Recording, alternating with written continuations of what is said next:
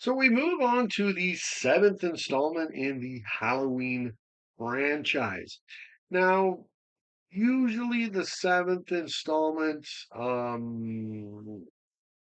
is not that good, although Nightmare on Elm Street's, in my opinion, was one of the better ones. But yeah, usually by that point, your series is yeah, run out of gas sometimes or just running out of ideas. But in this case, Jamie Lee Curtis had wanted to return as Laurie Strode to the Halloween franchise. And so we have it. We get Halloween H2O. I've got the DVD here, H2O 20 years later. Try and lean in there as best I can. There you go.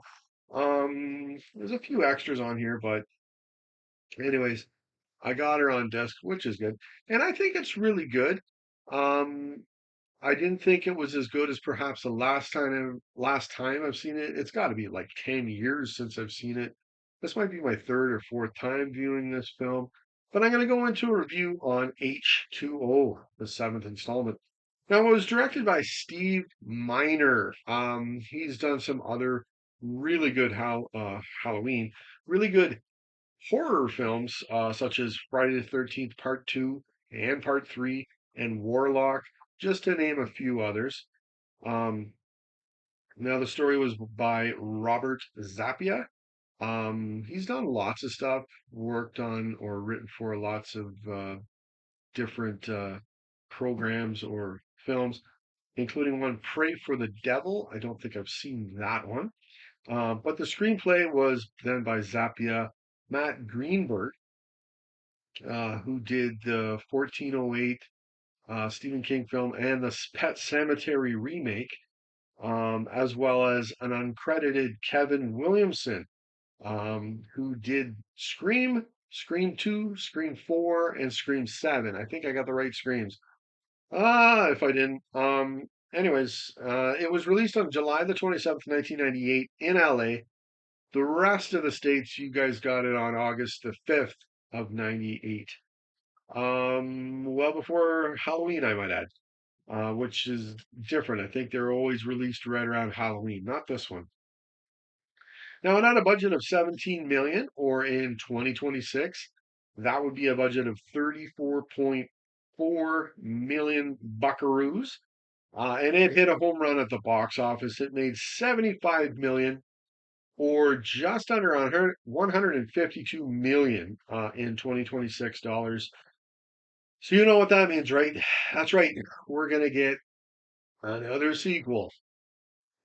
Now, I must say, I think this film was very well directed, very well shot. Um, it looks like a slasher. It looks like it could be a Halloween film. I really enjoy that. The DOP, or the director of photography, was Darren Okada. He did Phantasm 2. Hope to someday do a review for that. Really good. Lake Placid, haven't seen that one in a while. And he even did one episode of Dawson's Creek. I'll get to her in a moment or two. Someone that was on that show was in this film as well. Now, this is the only Halloween film, and I'm kind of like, in the end, it doesn't matter, but I'm kind of torn. It doesn't happen at all in Haddonfield. Doesn't happen there. I think it happens in California, most of the film, which is interesting. But you'll see why when I get into the story. So in the story, we see Nurse Marion. Yes, the Nurse Marion that was in the original Halloween. That was with Dr. Loomis when they got Michael Myers, or were going to get Michael Myers out of the psychiatric hospital there. She's played by Nancy Stevens. She was also in the second one as well, along with the song "Mr. Sandman," which is a nice little nod to part two as well. She comes home after a shift at the hospital or wherever she's working. Doesn't necessarily have to be the hospital, I guess. But she is noticing that someone has broke into her home. So she goes next door, and I enjoyed this intro of Jimmy, played by Joseph Gordon-Levitt. He's wearing a goalie's mask. They're playing road hockey, but it's a very like Jason Voorhees like intro. And I really like that because it's a nod to himself by Steve Miner as he directed Friday the 13th Part 3, where Jason Voorhees first put on the goalie mask. So that's kind of interesting as well. I like that. Anyways, Nurse Marianne was looking after Dr. Loomis as well. Sadly, by this point, Donald Pleasance has passed away. So he's not in this film. But the beginning of the film, until you get to the credits, there's a nice nod to his character. So even though he's not in it, his spirit is in the character is in the film. Which come on, you gotta have him in a Halloween film, right? By this point, he's been in all the other ones with Michael Myers, that is. Um, so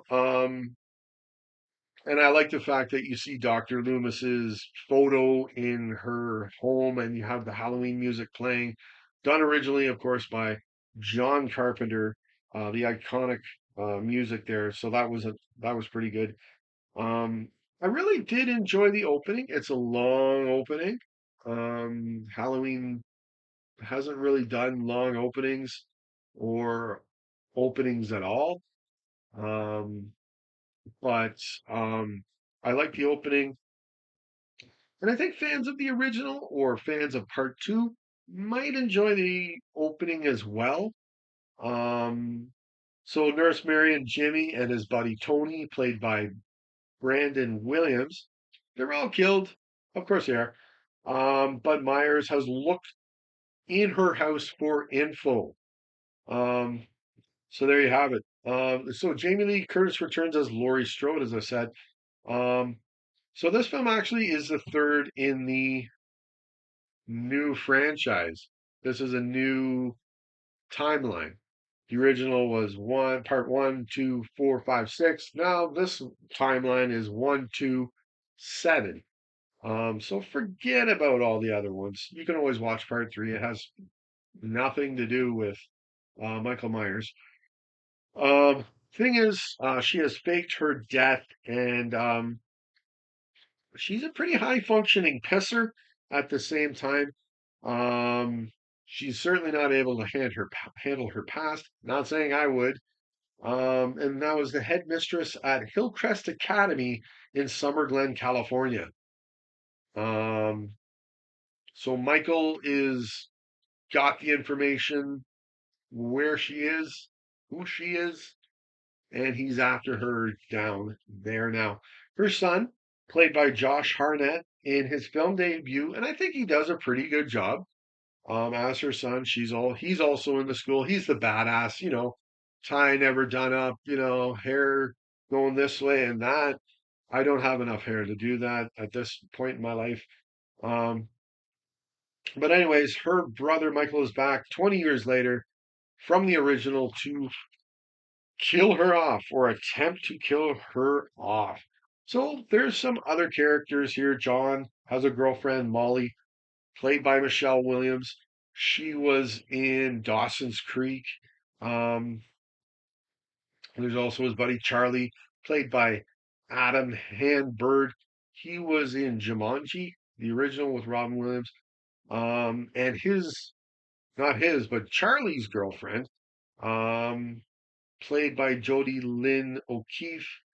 I feel bad. I didn't write her name down. My apologies. But this is also her film debut, and she went on to be in Nash Bridges as well with Don Johnson.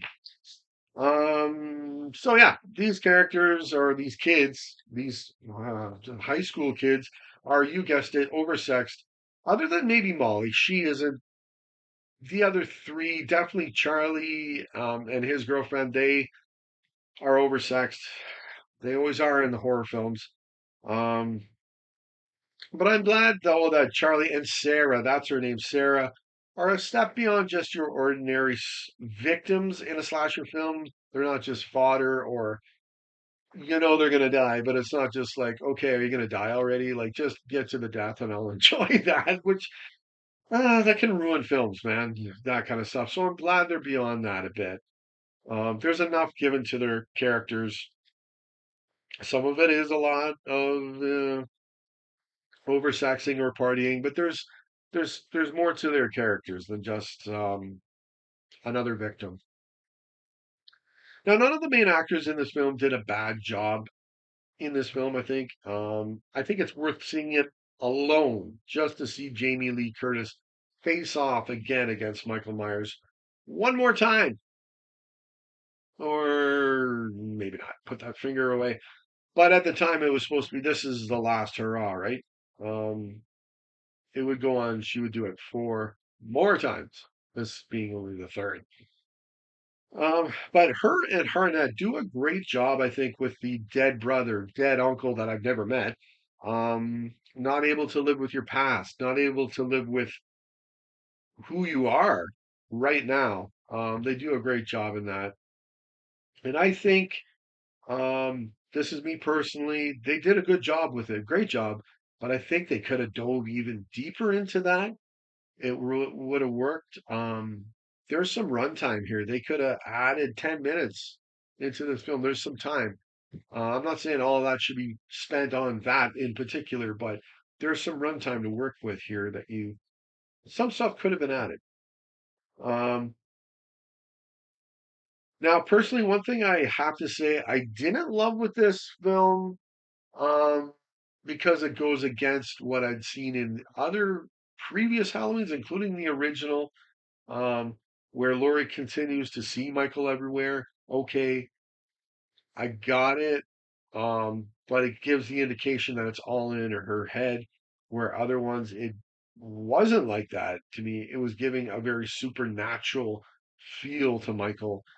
And I think by now they're not really going down that alley at all. Not that it was like big, huge, not like Carpenter was like spending or wasting a lot of time going down that alley, but it was there. And now I feel it's been torn away, that supernatural of Michael. I did find it funny watching the opening credits where you see names of people in the film, and I'm like, oh, you're dead. Oh, you're dead. Oh, you're dead. And I'm like, well, maybe if this was an Elm Street, you could come back from the dead or come in somebody's dreams or something, but it's kind of funny like that people in the credits are not going to be after the credits. You can tell. Yeah. Also interesting that the dialogue from the original, probably my favorite line of dialogue from the entire Halloween franchise up until this point. Um, it's done by a voice actor, not by Donald Pleasance, but it's describing Michael Myers and all that I need to describe him as a character. And I think this might be the third time I've said this, but I keep doubling down on that. That is all I need to describe Michael Myers, and it works for me. Um, Now I love LL Cool J is in this film as well. I love how he plays Ronnie. Ronnie, the security guard, is not very good at his job. He's on the phone with his woman, telling her that he has written. He's a writer or trying to be a writer, um, and he's telling her, the story he's written, and it's just this juicy, trashy romance novel. Yeah, I thought that was pretty funny. But at the same time, I think he's on the phone way too much. Maybe at the very end he could go back on the phone and talk to her again. That's it. He's on the phone with her too much. I don't need her character to appear again or be in it because I don't even see her. She's not really in the film beyond a character he's talking to over the phone, and it's just they go to that well too many times, in my opinion. Um, but I thought it was really funny in the end, though. He's like telling her, "I'm going to write a thriller," because of the experience he's been put through. So that's pretty funny as well. And I think there's a good battle at the end of the film between Curtis and Michael until the very end. But getting to that point, it's boom. It's it's great. It's yeah, sure, equal to the original. Like where Curtis is not that same character now. She's not the same person. She's not an 18 or 17-year-old kid just trying to survive. There's more to her character now. So I really like that battle. It was good. But the ending, the very ending, it seemed very tacked on. And there's a large breath of air that I'm able to bring in and making it seem like it's tacked on. So then Lori takes the coroner's van that has Michael in the back and she drives away down the highway. And then, of course, Michael, he's not dead. Of course he isn't. He's never dead. And when he's coming to attack her, she crashes on the brakes. He goes through the front windshield. And then they crash down a giant hill. And it's very much like a um, very comic bookish ending and doesn't really fit into the puzzle of a Halloween film the way the rest of the series has been, in my opinion.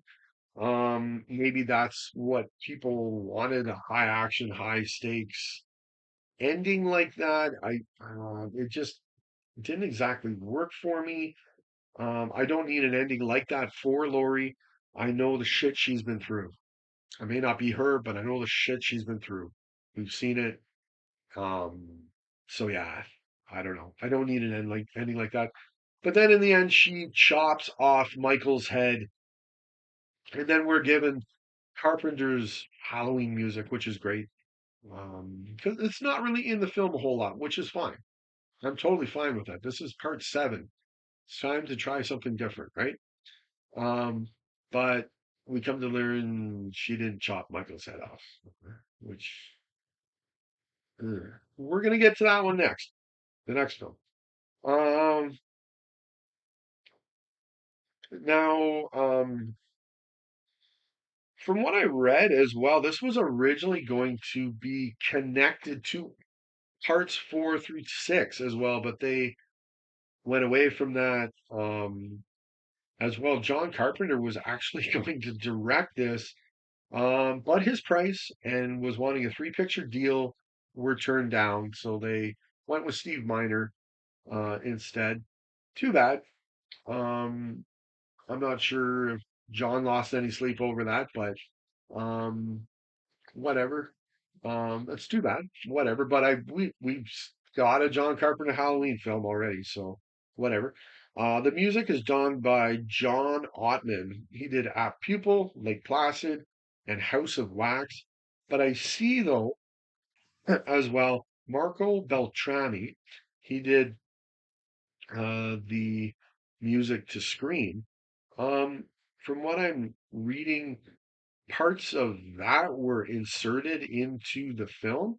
Must have been the same production company. I think so. It was Alliance. I think so. Anyways, that score was um, put into the film in its place, but I I still think the music is very effective. Whatever they did, it works for me. It's been a long time since I've seen Scream, so I don't know.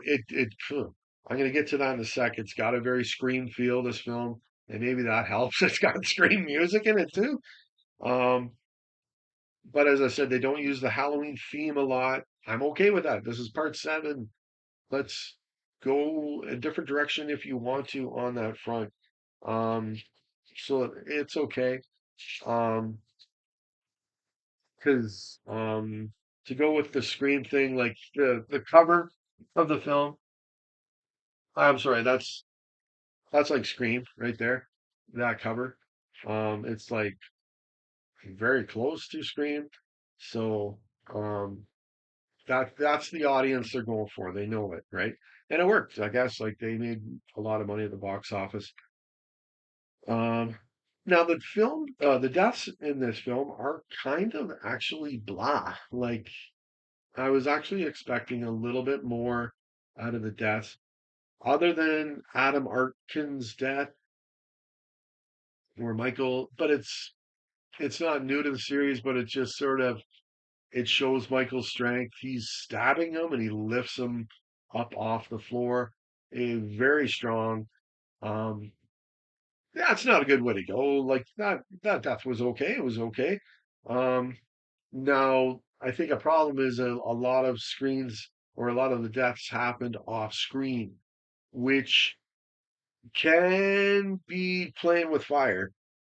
Because I do believe a lot of slasher fans like to see it. They like to see the death on screen. That's part of the film, right? Is seeing the effects, right? Um, so you don't get a whole lot of that in this film. Sarah's death as well to me was reminiscent of a scene from part five, a scene I actually really enjoyed from part five of Jamie Lloyd. Sarah's in a dumbwaiter, and then of course first she finds her dead boyfriend in there who dies off screen. Um, she goes in the dumbwaiter. Here comes Michael with the knife. She doesn't die off screen, um, but you're more looking at Michael when it happens, so it sort of is off screen. I don't know. A horrible way to die right there, but it was reminiscent of that scene, anyways. That's what I was getting to there. Um, Now, question. I've got questions in this film. First one is Michael steals a car at a restroom along a highway, right? He did not kill the mother or the daughter that were in the men's room. Now, I remember in the original, he killed a man to get a control of his truck. Would he not have killed these people? Did he all of a sudden have a conscience saying, "I don't kill children"? He, what? No, like I feel he would have killed those people as well. In addition, the ladies' room is locked. The men's is not. Um, okay, so did Michael unlock the door? If so, where did he learn that skill? Much like his driving, I guess. He drives in almost every film, and he was institutionalized when he was, how old was he? 8? He wasn't very old. Certainly not old enough to drive. Another question. Lori's new name, because she's set up a new life, her new name is Carrie Tate. Haha, I like this. Is this in reference to Sharon Tate, who was murdered by a cult under the direction of Charles Manson? I think so. So then, therefore, is this a nod to Curse of Michael Myers that showed that there was a cult in control of Michael Myers, having him go out and kill people? Something to think about there. And of course, back to Scream. Molly and Sarah are watching Scream 2, which was brand spanking new. Must have been real new when this movie came out. In their room on the VCR, I'm sure. Um, of course they are. Kevin Williamson was the writer of that and this, and an executive producer of this film. Um, mhm. But it leads to the biggest laugh of the film, where Arkin. I remember him in other films. He's good at comedy. He's says he can't go out for date rape night with these two ladies because he's going out to get his nipples pierced. Um, I thought that was pretty funny. Maybe tasteless to some, but anyways. Um, and of course, Curtis, she's teaching Frankenstein in her class. Of course she is. Um, it works. It works within the story, within her own life, everything like that. But it might be a little too literal as something she's facing herself, her own monster, like within as well as Michael. I don't know. But whatever. Um, I guess it's been hard. One thing I didn't like about the film as well as they don't really explain Michael's been hanging around since 1978. This is now 1998. What's he been doing for 20 years? Um, I don't know. As they say, his body was never found, but he was inactive. He just like went on vacation to the islands or something, or went got a factory job. Like where has he been for 20 years? Um, but you're not supposed to hang on that question at all. But my mind does. There's also a lot of cheap scares in this film, and none of them are scary. Um, they really could come across pretty bad nowadays, maybe more so than then. I'm not a big fan of jump scares, especially when they're not scary, don't come from anywhere and don't lead anywhere either. Um, you got a lot of that in here, and that as well is yeah, there's been like that in Halloween, but it in here it's really lobbed on a little too much. Something I didn't like as well as it kind of doesn't go anywhere in my mind is it's John's birthday, which happens to be Halloween, the same day, and Lori doesn't have a problem with that, which was the night she was almost killed by her brother. Um, okay. You're not supposed to think of that either, I think. Um, the birthday angle in the story doesn't go far enough either. Um, as John is wanting what every boy at 17 wants, freedom. I know I did when I was that age. Now that I have it, oh boy, I wish I was 12 years old again. I don't know. Whatever. I don't really mean that, but um, you can show all of this without being his birthday. It's a cheap or it's a thin um depth added to his character that doesn't really go anywhere. It doesn't lead to anything. It's just his birthday. Okay, so what? Now supposedly in this film there's four different masks that you were used here. Um, and to me, I'm gonna say it. This is the worst Michael Myers mask yet. Um, I didn't like it. The mask is too pale. The eyes are way too wide, in my opinion, and the features of the mask don't seem strong enough to me either. Didn't really like the film. It didn't wreck it. I'm not like, okay, then therefore this is a bad movie, but this is the worst mask to date, in my opinion. It's also got a low body count, very low. It's only got seven. There was three before the credits even rolled, giving you the indication, oh boy, there's going to be a lot of deaths in this thing. Not really, not a whole lot. And one of those seven is Michael. So filming started on February the 18th, 1998, and ended on April the 20th of 98. And it was filmed in and around the correct area, LA. So there you have it. That's Halloween H20. I still think this is a pretty good movie. I was definitely able to pick up some of those negatives I have, or questions, or things I didn't like about it, but in the end, you still get a fun slasher. You get Jamie Lee Curtis, strong Jamie Lee Curtis. She puts in a terrific performance here, facing off against Michael Myers.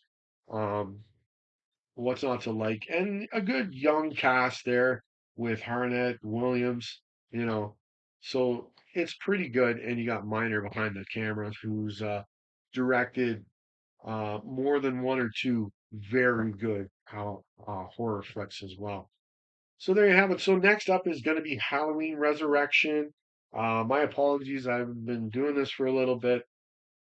I've actually been off writing a screenplay again. So boy, is that fun. But anyways, I know I needed to sit down. Let's get to this review, and I'll get to Halloween Resurrection next, and that one I didn't like it all. So we'll see how what I think when I watch it again. But until next time, guys, remember, stay scared out there.